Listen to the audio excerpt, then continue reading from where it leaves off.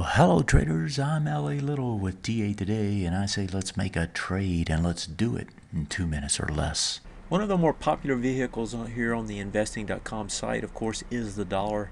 The dollar has started its retrace, does its breakout. The breakout was on this bar, breaks over this swing point high.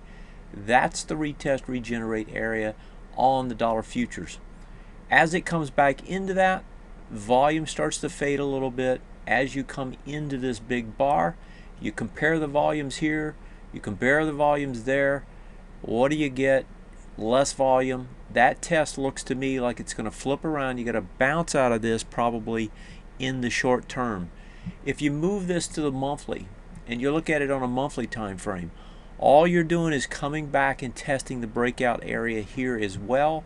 That breakout area is this area. You've got a swing point high there. You got another one here. As you come back in, that's called a retest regenerate. As it comes in, test. If it holds, looks like it probably will. At least you got to give it the benefit of the doubt because the trend clearly is to the upside, not the downside.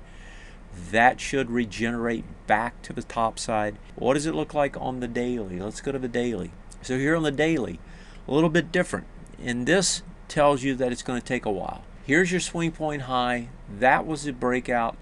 As it broke out here, you come back, you get underneath it. When you get under a swing point high on a retest, that says what was this way is probably this way at best, potentially down on this time frame, on the daily time frame.